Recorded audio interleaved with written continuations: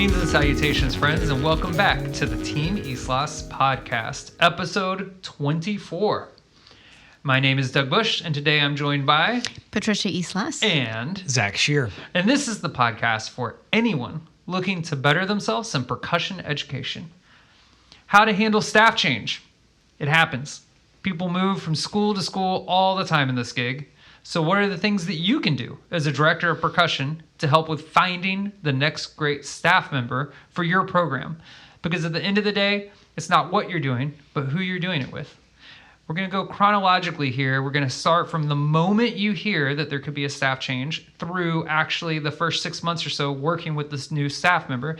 So Mr. Scheer, you've just heard that the middle school band director is retiring and we're going to hire a new middle school band director. What do you do?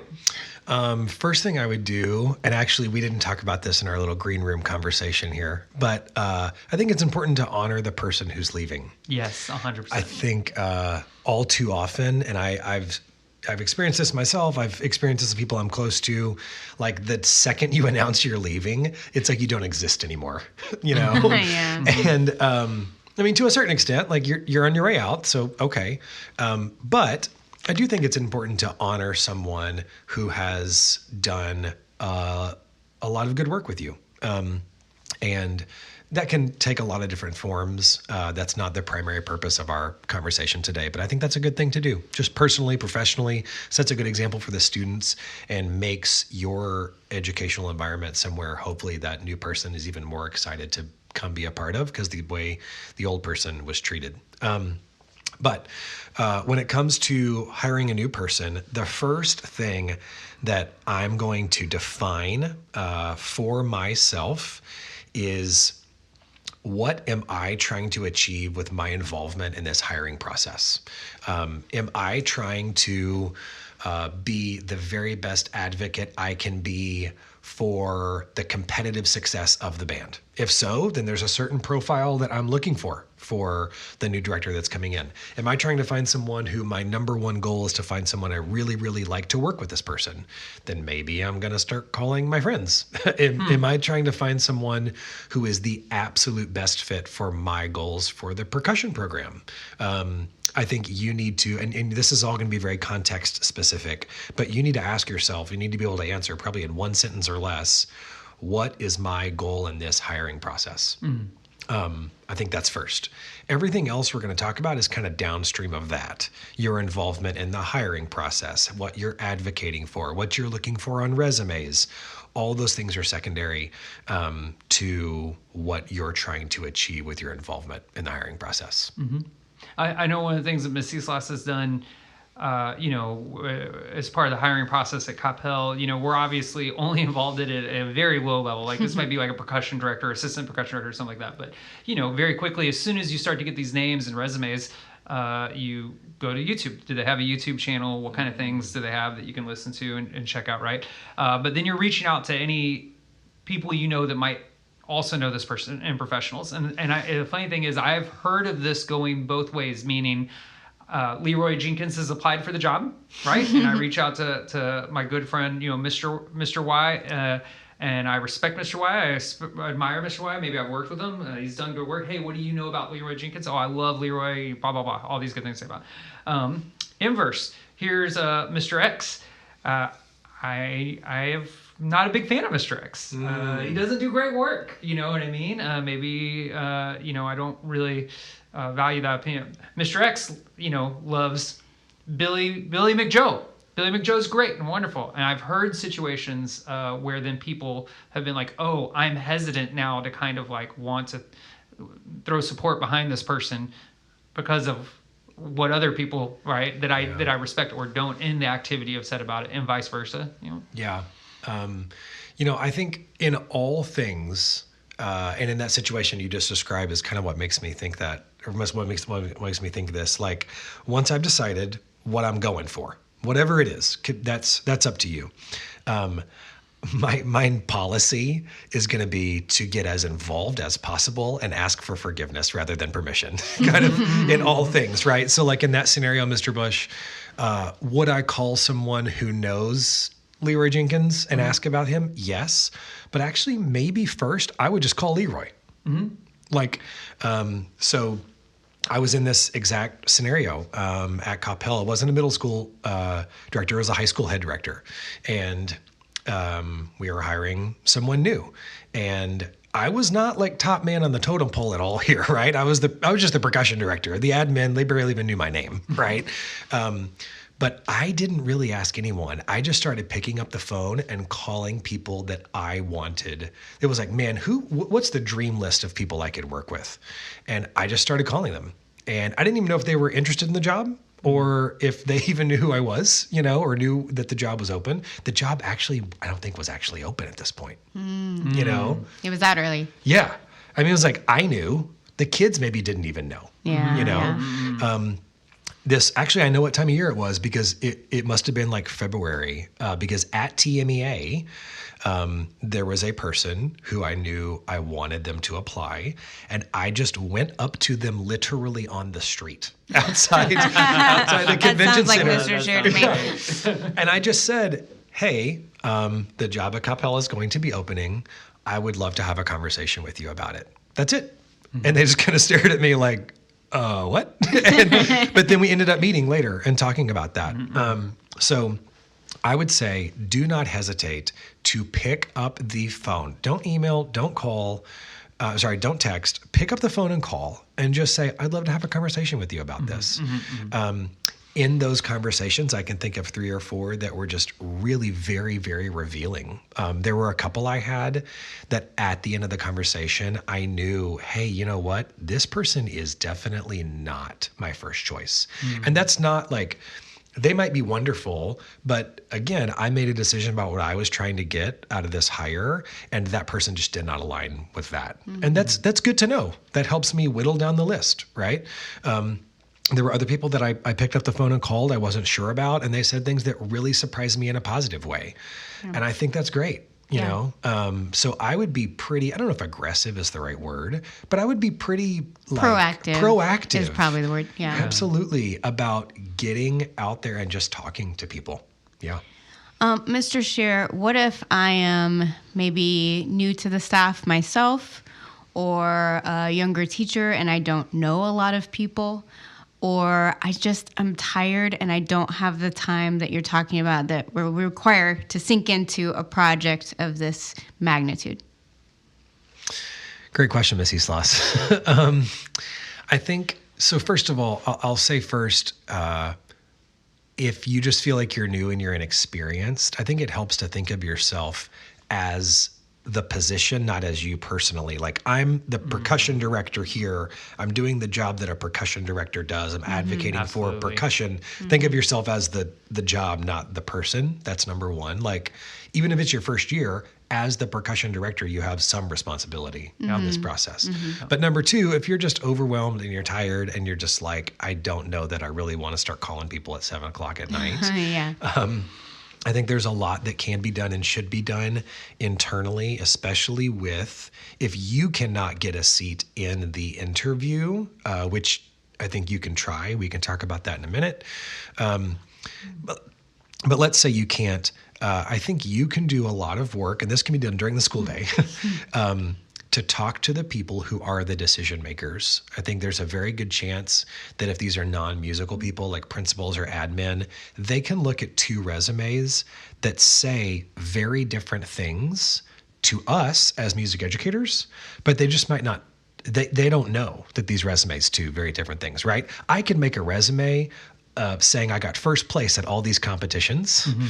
And a music educator might look at that and go, oh, okay, these competitions, maybe they're not the most rigorous competitions in the world, right? And then Marty B's talent show. Right. Yeah, Jim Bob's talent show, we won nationals at the whatever, right? Like, and then I could look at another resume that says like, oh man, we went to Midwest and we were honor band and we won BOA Grand Nationals. Those, there can be first place all over both of these resumes. An admin person is not going to know the difference, but you can help kind of translate some of that for them. Mm-hmm. So I think that's maybe a less time-consuming and easier path is to try to be an advocate and maybe just a helper in the process to try to translate some of these things. Now, I don't think that gives you quite as much personal control. But if you're just maybe not as like zealous to get in there and get after it, then that might be a good path for you. Yeah. Yeah. So the individual, you go through the audition process, right? The interview process, right? And hopefully you're involved at that at some capacity, or you've been able. Regardless, the selection gets made, right? And man, unfortunately, this wasn't your number one choice. They heard that the gig at Wanakee Middle School opened up, and they took that as a prestigious institution, right? And then your second choice. Also didn't work out. Third choice moved to the Bahamas. So fourth choice got the gig, right? And now you're working with this person.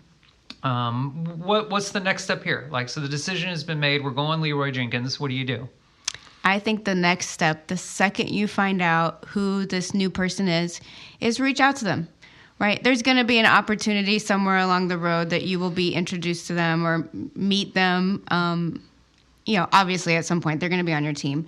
But if you can do that early on, if you can take initiative to do that and have control over your mental headspace and make it an environment potentially like a coffee shop somewhere or even at the school, but at a time that's more comfortable and not stressful, then the likelihood of having a really great first impression for you and for them is much higher than if it's like right in between band classes the first day of school or during band camp when things are falling apart and you've got a million problems to solve and you're not in the best mood, and then you introduce yourself to this person and then all of a sudden they don't know you at all but they have a sour impression of you. That's going to be something that you're going to have to fight through for a long time. So instead, take it upon yourself, reach out to them, be warm, be inviting, just like you would if you were meeting someone that's going to be new to your family or someone who's a new neighbor. You want to make sure you put your best foot forward and leave the impression through your actions that you're already on their team. Yeah, absolutely. I can remember when at Coppell the fine arts director position was created and Mr. Miller got that position. So then there's a vacancy for the head band director, and it ended up being Miss Shuttlesworth, and we had not met her and we didn't know her. We just knew her through positive reputation, right? And she was not aware of us, but I'm trying to remember who it was. I don't even remember if she reached out to us or we reached out to her, but somehow long before the first day of school, hey, the three of us should meet. Let's meet at one of our favorite boba places, right? And we're meeting for the first time, and she puts her phone down, and her screensaver has a Boston Terrier, and we have a Boston Terrier. And so before the conversation started, I was like, who is this? Oh, this is Pumpkin. Oh my gosh, I love Pumpkin, even though I've never, and it very quickly just went into, okay, what are you wanting for percussion? What are your thoughts? And I remember that being such just like a really positive conversation, and it felt like everybody was on the same page and the same team before we even got in front of the kids the first day. And I feel like that trajectory has really helped propel us through, it's been maybe 5 years now, right? But I can still remember the kind of like that initial meeting, the importance of that, like getting everything kind of established and on the same page. I was just going to say, that's such a critical memory. I also share a really strong memory of, what the day looked like and the restaurant we were in and what I ordered even. And there are so many details to that have stuck in my memory because it's a moment that is so integral into our relationship, our working relationship with us and Kim. You guys both used a word that I think is really important to identify and define, which is team. I think the beginning of a good relationship is to define, what is this relationship? And I'm a fan of the word team. I think it's the appropriate, correct word for our colleagues we work with. Although this word gets used a lot, I don't think it's as accurate, and that is family. A lot of times we refer to this is a family, or the band feels like a family, and that's fine. But I actually don't think it's accurate or helpful when we're talking about working relationships, because those working relationships are not going to fill maybe what you need personally from a family, right? If you go into it with that expectation, you're setting yourself up to be disappointed because those are misaligned expectations. Yeah, and to piggyback on that a little bit, one of the things too that I think is important that you touched on that is just in terms of professionalism here is right. In more of a family setting, like me and my aunt can have some disagreements on something, whatever, right? And we still love each other because we're still family, right? Team wise, Leroy comes in and he wants to switch the middle school snares to traditional grip, for his concert band, right? And whatever. And so we might have these things that we disagree on, right? But the professional course of action is like to have these conversations away from the students and come to an understanding. And then whoever's call it ultimately is, like once the decision has been made, you support that individual, right? Yes. So for you as the percussionist, maybe it's like, hey, no, we're going to go match grip.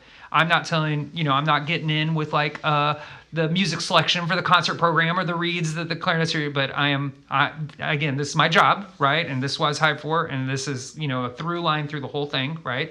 And so then I need to advocate for the percussion, and then Leroy needs to be in my corner. But conversely, right, if he makes a decision on this or that, whether I agree with it or disagree with it, like when I'm in front of the students, like I am on team Mr. Jenkins, and this is the way it's being done, and I'm fully supporting that. Yes, absolutely. Another thing I was thinking, going back to like, okay, new person has just been hired, and I was thinking this, and this would help that situation you just described, Mr. Bush.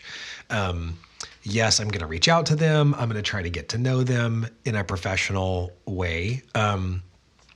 I'm also going to support them to the students. Like I'm going to, especially when they are not there. Absolutely. Yeah. I'm going to say positive things about them to the students. I'm going to tell the students, hey, Mr. So-and-so who just got hired here probably doesn't even know where the bathrooms are yet. So give them some grace, if be a helper, I'm going to tell these things to the students, Why, Mr. Scheer?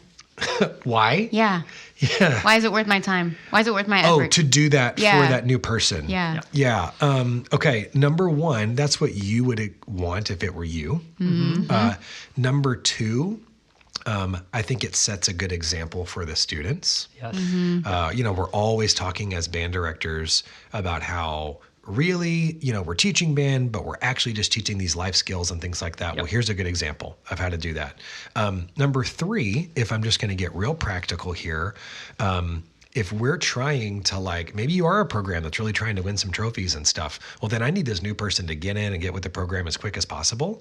And if the kids are on board with me helping that happen, that's going to help everybody get to our goals as fast as possible. Right? I mean, I could be wrong, but I think our first episode was literally on culture. Amen. Or developing culture, right? And that's the reason why. Yeah. You do the right thing. And you set that example for the kids. One of our most recent episodes was it's not what you're saying, it's what you're doing, right? And so you are actionably doing things to show this, to create this environment. I mean, I was going to save this for maybe a little bit later. I'm not trying to put Mr. Scheer on the spot here too. It's it's tangentially related, but, talked about the importance of honoring the person when they've made this decision to move on.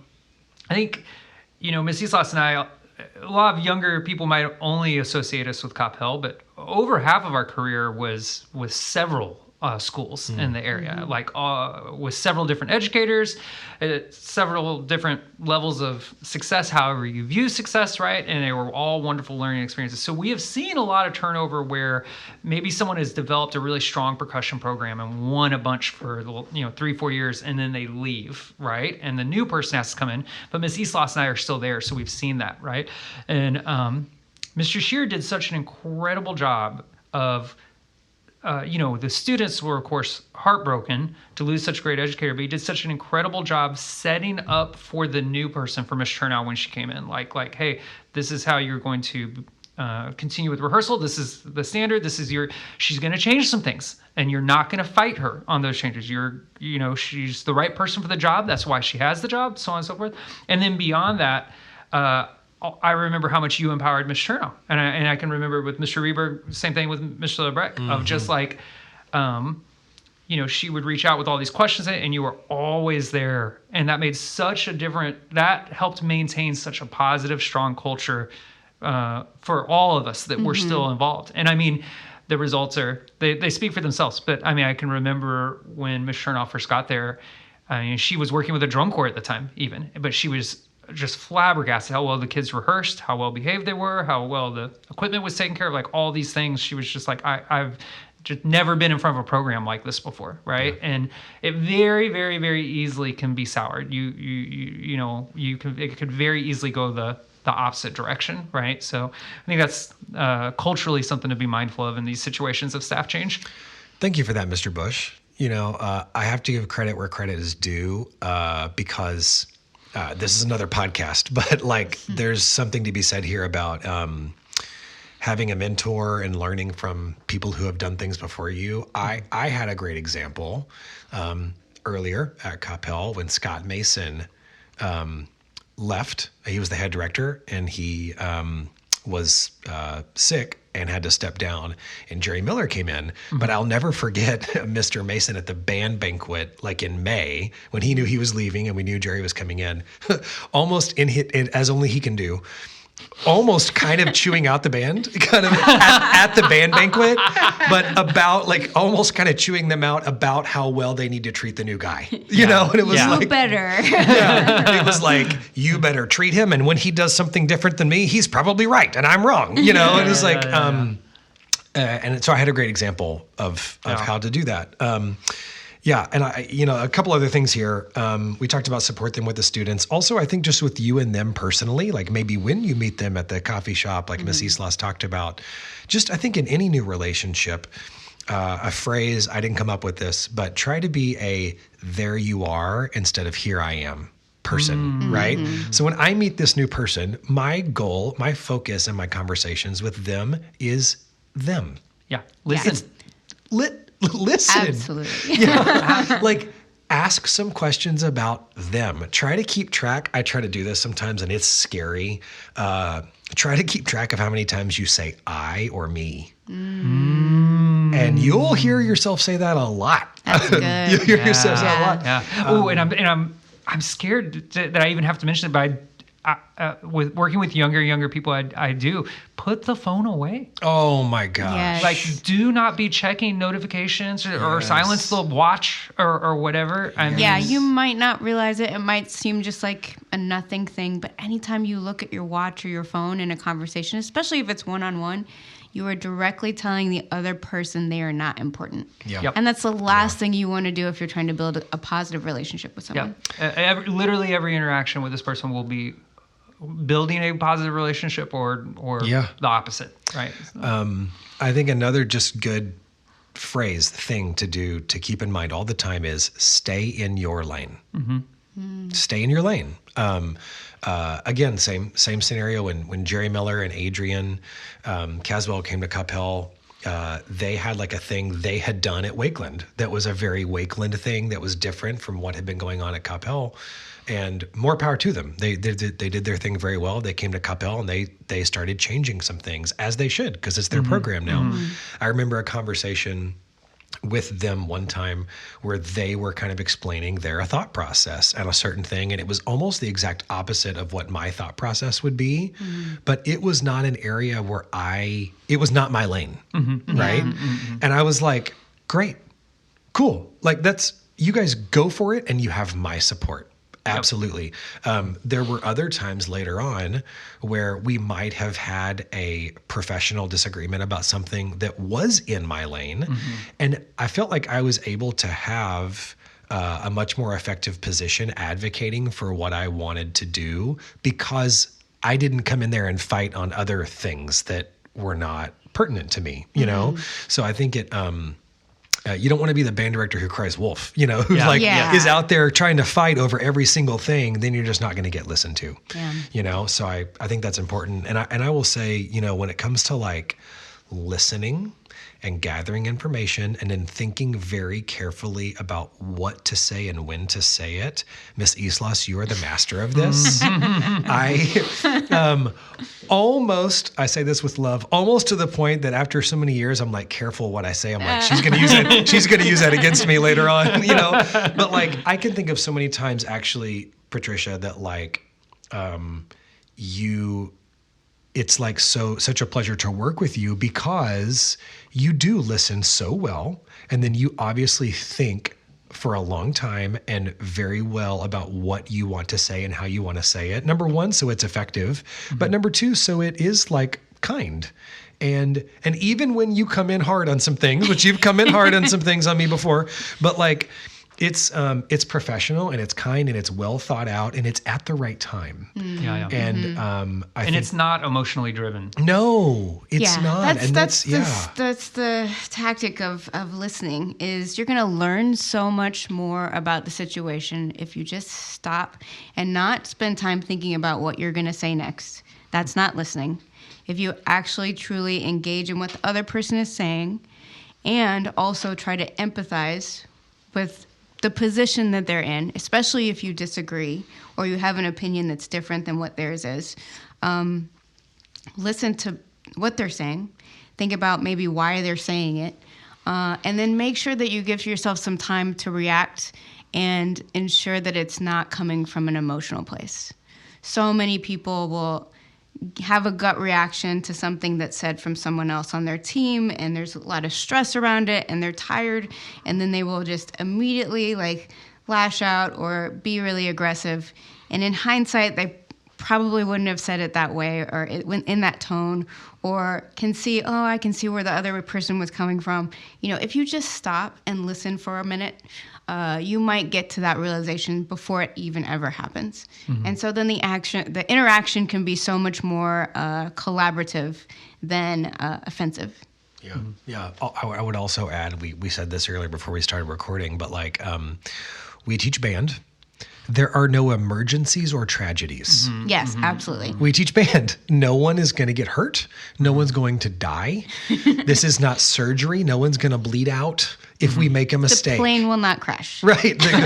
A plane is not going to crash. So if you find yourself with this new person coming in, and maybe it was your fourth choice and you don't agree and whatever, but like you find yourself really becoming emotionally distraught, that might be more revealing about you than it is the new person. Yeah. And that's a good, I say that as someone who's been there, you know, we all have. We've all been there, Yeah. right? Yes. You might need to check yourself Yes. and say, maybe something's going on with me, you know?